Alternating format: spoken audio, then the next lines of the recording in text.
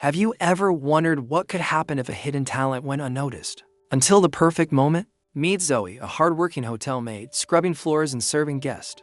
Hiding a secret no one expected, she speaks flawless Dutch.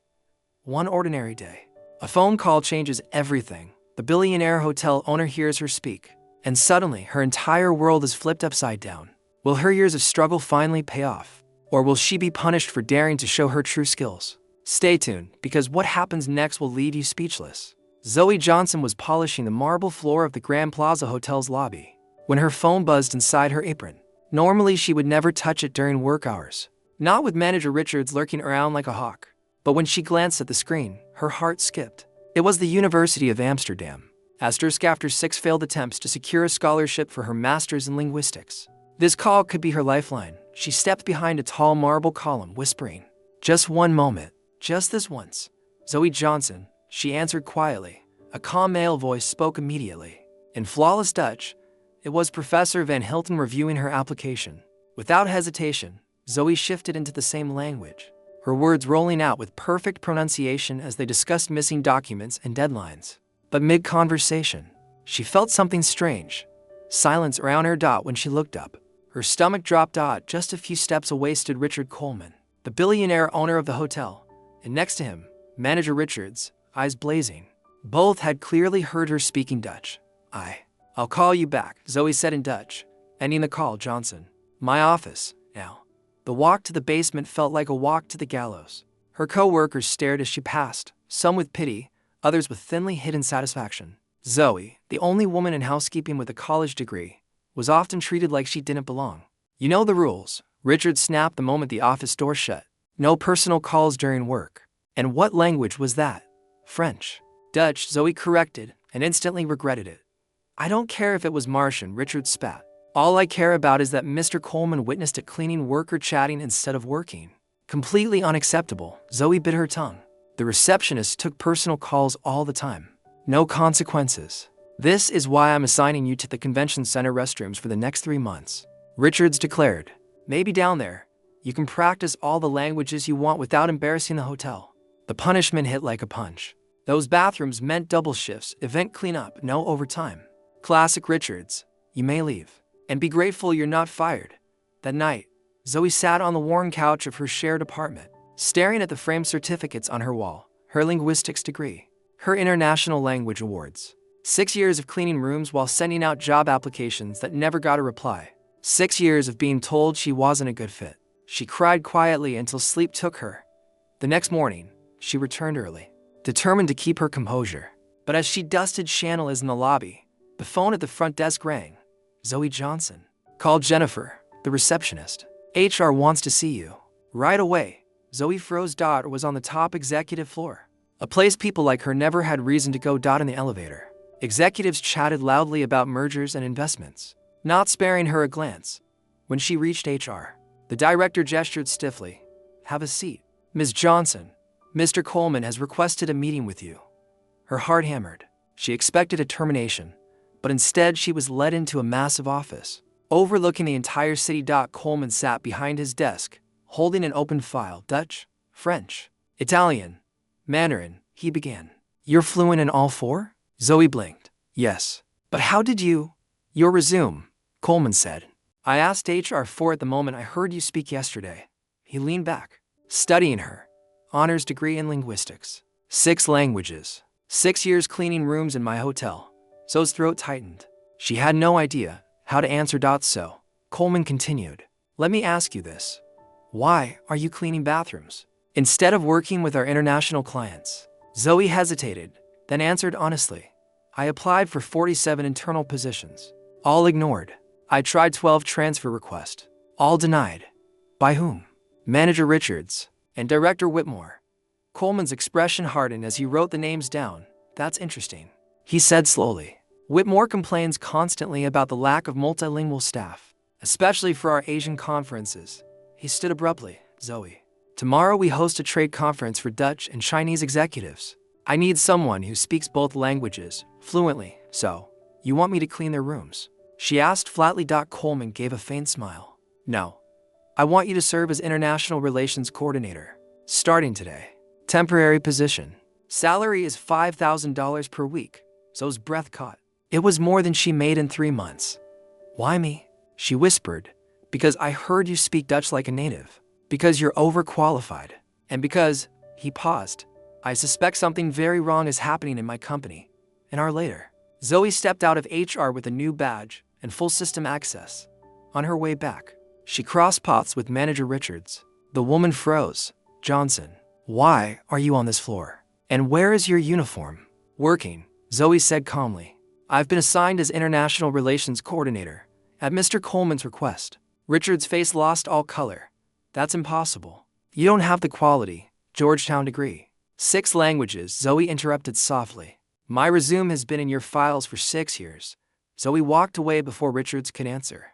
Later that afternoon, as Zoe reviewed materials for the conference, she found something alarming. The Mandarin translations were incorrect, some even offensive in a formal business setting. She rewrote them quickly. Coleman arrived just in time to see her finishing. How did you know they were wrong? Zoe pointed out cultural errors and misused terms. Whoever did this, she explained, knows basic Mandarin, but not enough for corporate diplomacy. Coleman clenched his jaw. Whitmore assured me he hired experts. For a fortune. He didn't check credentials, Zoe replied. The next day, Zoe stood among diplomats and executives, shifting effortlessly between Dutch and Mandarin, smoothing negotiations with finesse. What she didn't know was that she had just taken the first step in unraveling a web of corruption, one that would shake the foundations of the entire hotel empire. The next morning, Mia arrived at the hotel earlier than usual. She kept replaying last night's scene in her head. The moment she answered the call in Dutch, and the stunned look on the guest's face. She had expected maybe a complaint, maybe a question, but never what actually happened. As she walked toward the staff area, her friend and co-worker, Nora, caught up with her. Mia, the manager's been looking for you, she whispered. Mia's heart sank. Great. So maybe she was in trouble. She approached the office door with slow, careful steps. Before she could even knock, the door opened, and there stood her manager. Mia, good. Come with me. His tone wasn't angry, but it wasn't normal either. He led her through the hallway toward the elevators, not saying a single word. Mia kept trying to guess what was happening. Did the guest complain? Did I say something wrong? Was speaking Dutch even allowed? The door slid open, and they stepped inside. Sir, is everything okay? She finally asked. The manager pressed the button for the penthouse floor. The top, richest suite in the hotel. Actually, Mia, he said, adjusting his tie nervously. The guest from last night wants to speak with you. Personally. Mia froze. The millionaire guest. The one whose call she answered. Why? She asked quietly. He didn't tell me. He only said, send the Dutch-speaking maid from last night. And well, that's you. Mia wanted to melt into the smooth marble floor. This didn't make sense. Why would a wealthy guest want to meet the hotel maid? Just because she spoke Dutch. The elevator dinged. They stepped out, and the hallway looked like a completely different world. Thick carpets, golden wall lights, and a view across the city. The manager stopped at the end of the corridor. This is his suite, he said. Just be respectful, he's important. Before Mia could even nod, the door opened from inside. The millionaire stood there, tall, confident, not angry, just deeply curious. There you are, he said with a calm smile. Please, come in. Her manager gave a short bow and backed away, leaving Mia alone with the guest. She stepped inside the massive penthouse. The entire place looked like it belonged in a billionaire magazine. Glass walls, modern furniture, expensive art. Mia kept her eyes low. Sir, you wanted to see me? She asked softly. Yes, he said, motioning for her to sit. I owe you an explanation. She sat on the edge of a chair, uncomfortable in her simple uniform. Last night, he began. You answered the phone in Dutch. Perfect Dutch. That surprised me. Mia nodded awkwardly. I grew up with it. Exactly. He leaned forward. And that's what caught my attention. When you spoke, you sounded like someone from my past. Mia blinked in confusion. He smiled slightly. It reminded me of my mother. She was Dutch. She passed away years ago. And since then, I haven't heard that accent spoken with such purity. Mia softened. Oh, I'm sorry, she whispered. Thank you, he said gently. You see, hearing you speak was comforting. It brought back memories I thought were gone. Mia wasn't expecting this. But that's not the only reason I asked to meet you, he continued. Mia straightened. Here it comes, she thought. Some strange request. Or worse, some complaint. But instead, he said something that stunned her. "You're working as a cleaner," he said. "But your pronunciation, your fluency, your confidence on the phone, it doesn't match your job." Mia felt her face warm. She wasn't used to compliments. "I'm just doing my best," she said quietly. "No," he replied. "You're doing far more than that. You're hiding potential." Mia didn't know how to respond. He watched her for a long moment and then asked, "Where did you learn Dutch?" Mia's eyes dropped to her hands. "My mother was Dutch. She taught me before she passed away. After that, life became difficult. I had to leave school early and start working." The room fell silent. He exhaled slowly, as if the story struck him deeper than she expected. "So," he said softly, "you never finished your education?" Mia shook her head. "No. I had to support my siblings." The millionaire leaned back, staring at her with a thoughtful expression. "You know something, Mia?" he said. "Most people would have given up, but you didn't." She glanced up, surprised. "You deserve more than this," he added. "And I want to help." Mia froze. "Help?" She repeated. Double quotes, "Yes, but not in a strange way. Not in an uncomfortable way." He smiled warmly. "I want to give you an opportunity, if you're willing." Mia's heart pounded. What kind of opportunity? He stood and walked toward a small desk. From a drawer, he pulled out a slim folder and placed it in front of her. Inside was a card. A business card. A company logo. A foreign address. A job title. She looked up at him, confused. "I run a company," he explained. "We do international business. We need translators, specifically people fluent in Dutch and English. It's rare to find someone with natural fluency like yours." Mia's breath caught. You want me to work for you?" She whispered. Double quotes, "Yes, but only if you want it. No pressure." He smiled gently. "This isn't charity. This is recognition." Mia stared at the card, hands trembling slightly. A real job. A real career. Something she could actually grow in. "Take your time," he said. "Think about it. If you decide yes, call the number on the card. I'll handle the rest." He stood back, giving her space. Mia felt overwhelmed. "Sir, I don't know what to say."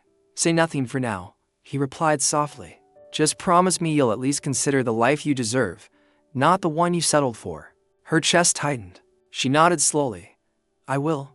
He smiled, genuinely, and walked her to the door himself. As she left the penthouse, still gripping the card tightly, one thought repeated in her mind. "Why me?"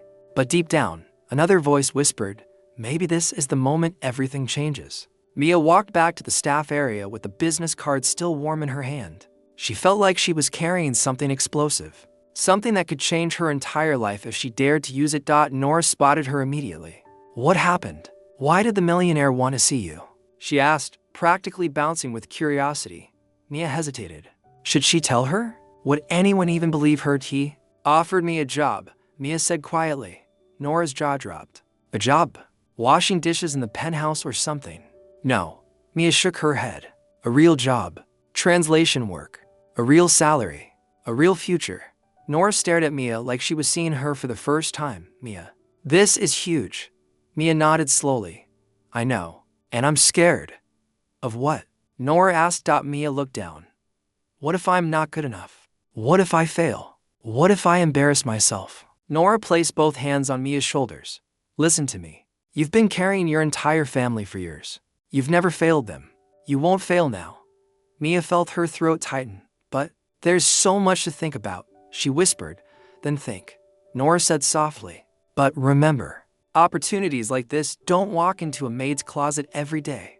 That night, Mia went home and sat on her small bed, staring at the card again. She imagined her mother's voice. "Never forget who you are. Me and Mist. My girl." A tear formed in her eye. Her little sister Sarah peeked into the room. "Hey, you okay?" Mia quickly wiped her face. "Yes, I'm fine, liar," Sarah said, climbing onto the bed. "Tell me." Mia handed her the card. Sarah's eyes widened at the company logo, an elegant print. "Wait, is this for you?" Mia nodded slowly. "A rich man heard me speaking Dutch. He wants to give me a job." Sarah gasped. "Hey, you always said you wanted to be something big." Mia blinked. "Did I?" She had buried those dreams long ago, but her sister's excitement lit something inside her. A spark she thought had died. "Do you think I should do it?" Mia asked. Sarah didn't hesitate. "Yes, do it for you. And for us." Mia smiled softly and hugged her tightly. That night, she hardly slept. Every time she closed her eyes, she saw the futures, One where she stayed a hotel maid forever.